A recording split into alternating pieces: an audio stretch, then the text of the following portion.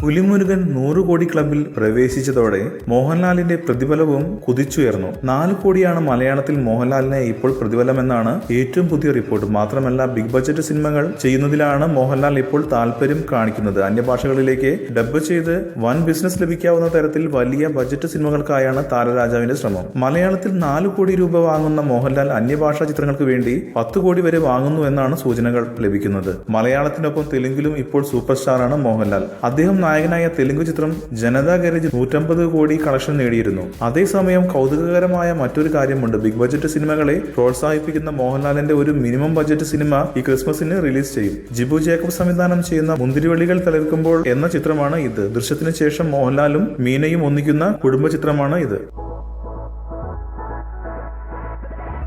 കൂടുതൽ സിനിമാ വാർത്തകൾക്കും വിശേഷങ്ങൾക്കും ഇപ്പോൾ തന്നെ സബ്സ്ക്രൈബ് ചെയ്യൂ മലയാളം ക്രിയേഷൻസ്.